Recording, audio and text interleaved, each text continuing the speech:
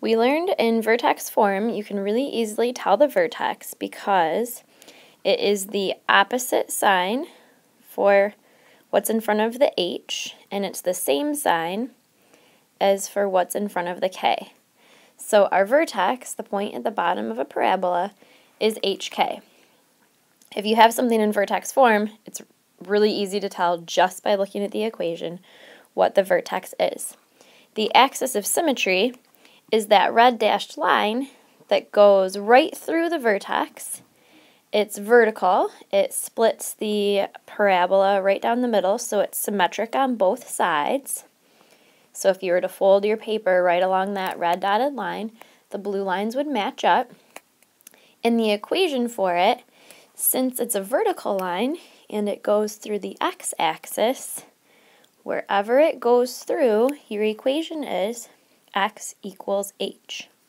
So don't forget, when you're dealing with h, as long as you take the opposite sign as what's in the formula, you'll get your equation correct.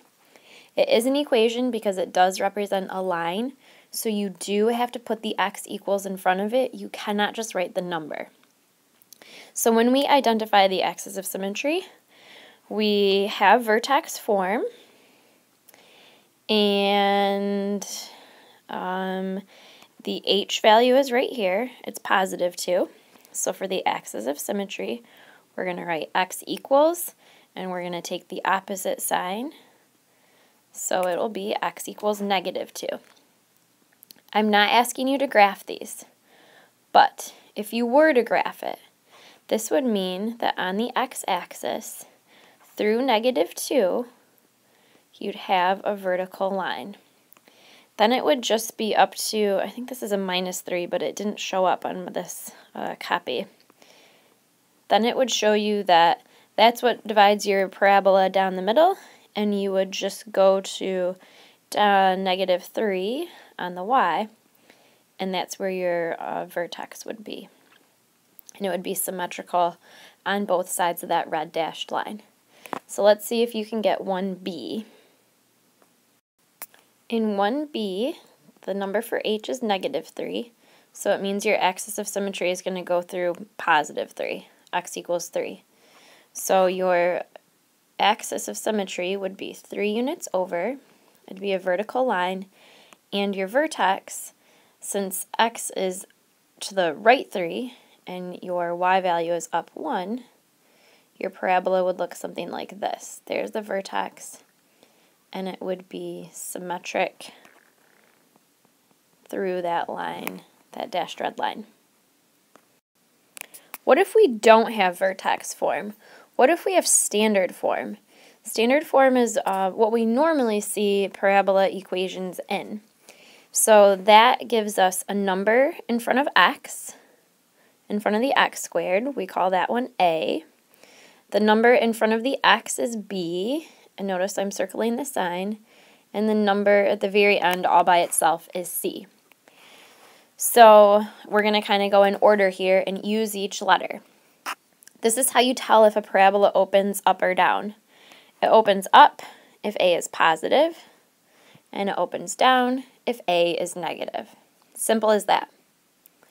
The axis of symmetry, instead of just being able to look at the equation like we could in the previous example, we now are going to use the equation x equals, because it goes through the x-axis, remember, we're talking about this vertical line, and we need whatever the number is for b, and we're going to divide it by 2 times a.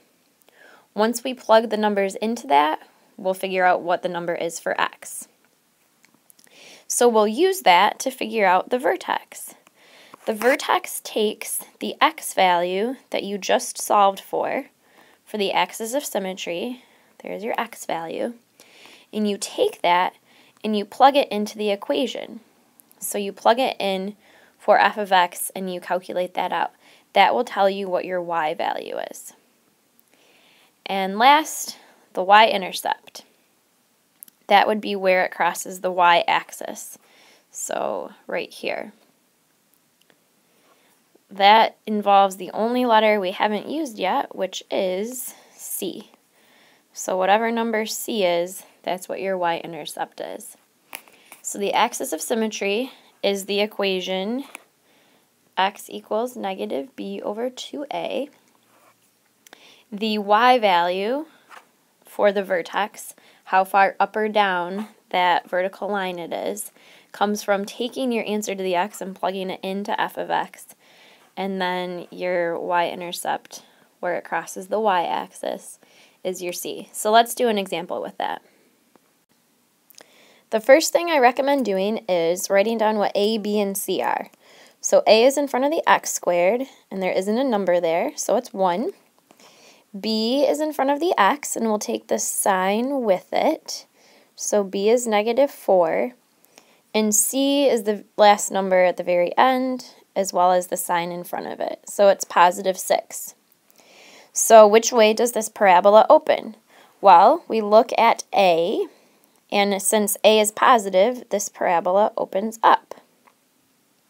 The axis of symmetry, we need to use the equation x equals negative b over 2a. So I'm going to plug in the numbers to that. So it's a negative.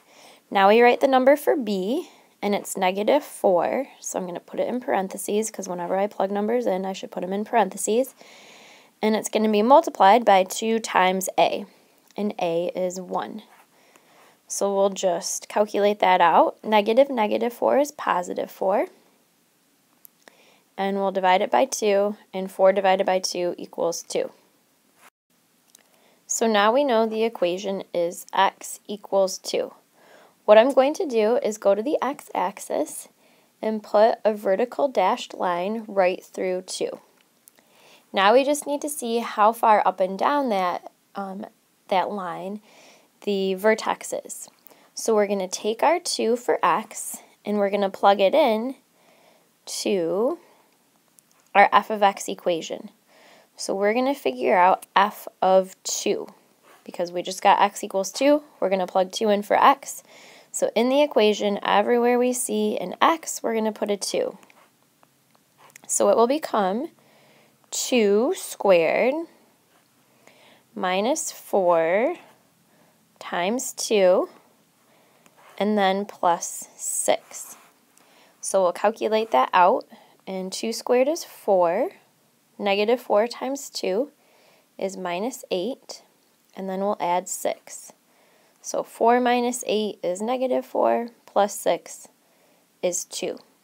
So that means the y value is 2. So the x value is 2, and the y value is 2. They just so happen to be the same number. So now we know that on our axis of symmetry, the vertex is up 2. So it's over 2 and up 2. The very last thing we have to do is figure out the y-intercept, and that's whatever number c is. So c is 6. So our y-intercept is 6. So I'm going to go to the y-axis, put a dot on 6, and now we're ready to draw the parabola. Since it's symmetric, since that red line's the middle, and we see this green dot is 2 spaces away from that red line, I'm going to go 2 spaces away on the other side, so I have another point that's symmetric, and now we can connect those 3 dots with the U-shaped parabola. A couple other things we can tell about parabolas are whether or not they have a minimum or a maximum. So a minimum is a low point, and a maximum is a high point, the lowest and the highest. So if you have a parabola that opens up like this picture, from left to right, the parabola moves downward, and then it turns and goes back up.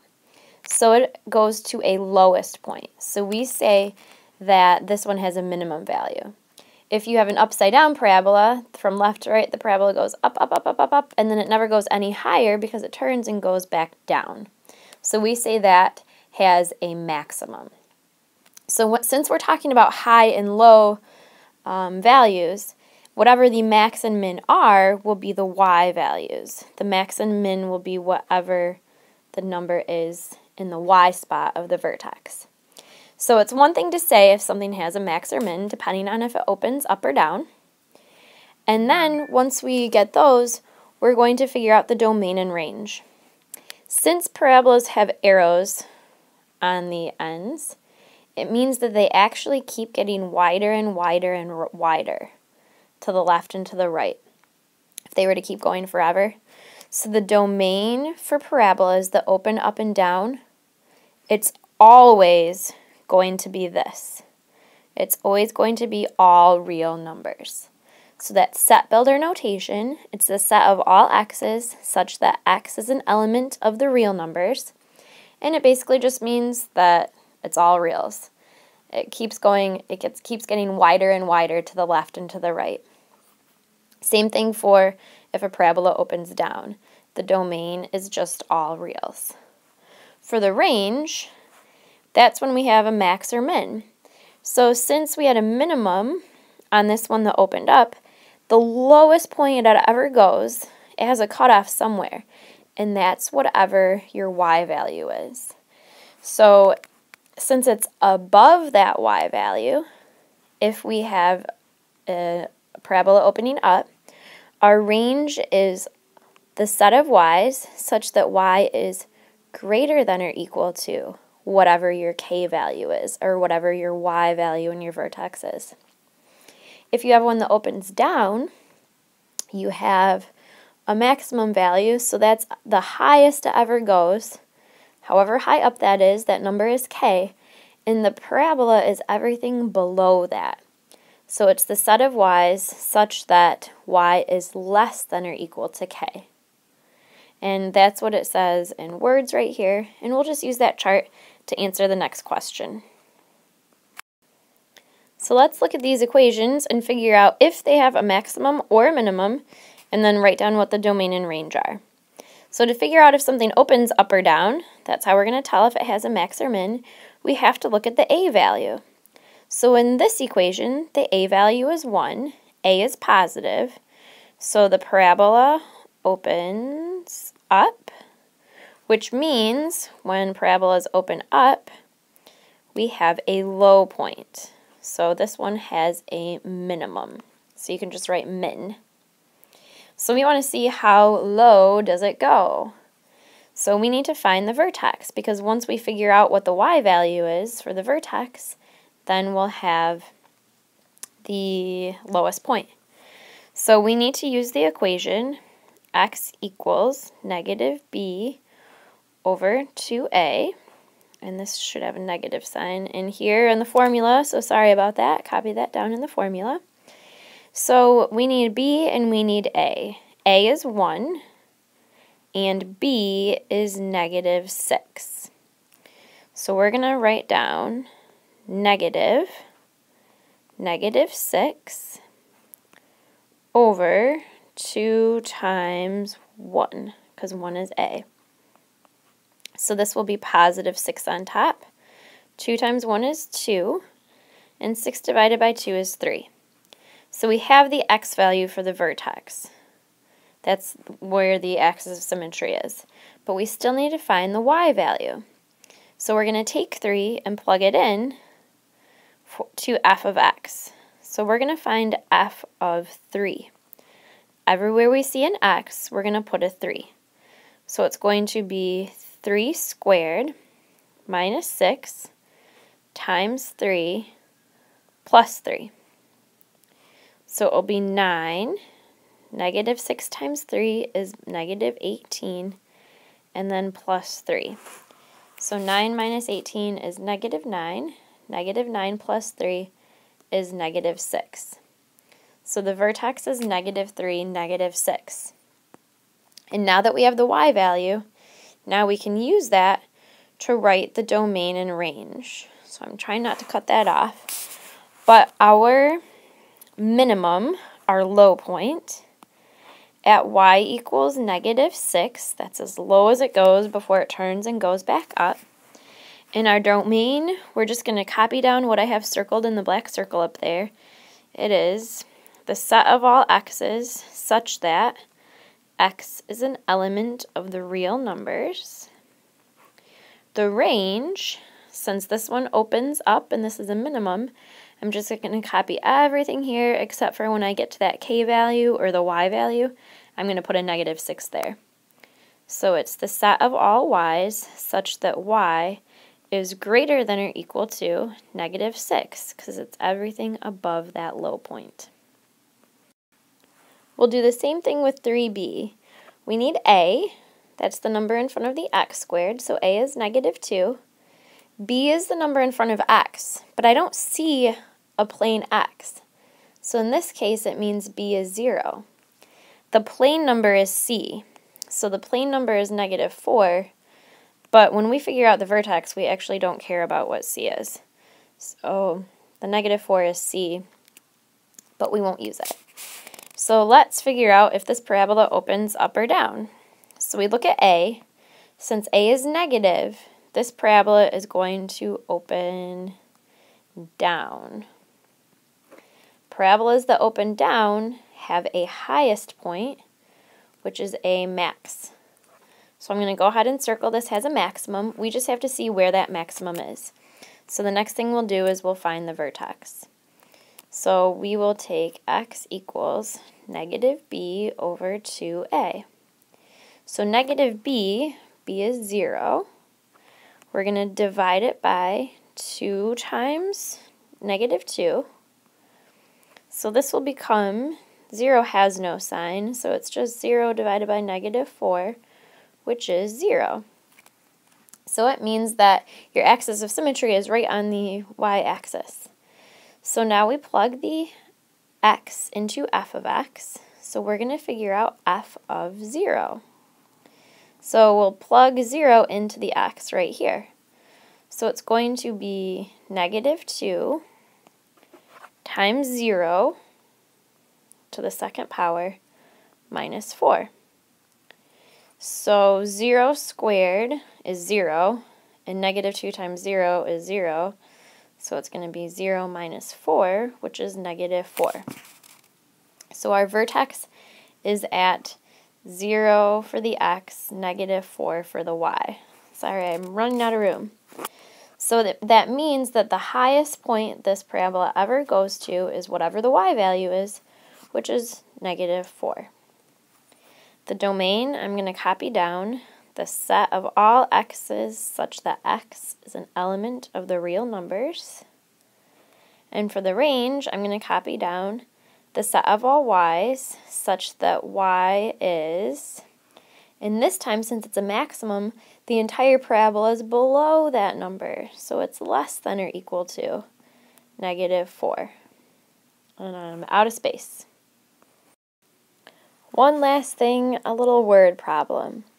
We have the horsepower of a speedboat. The horsepower is represented by P, and the engine operates at R revolutions per minute, and it's modeled by this function right here. So if we just take a second and look at the way it's set up, we can see that the R for RPMs is kind of what our normal X values would be.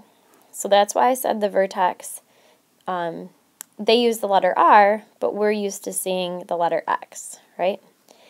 And then the P of R, we're used to seeing F of X.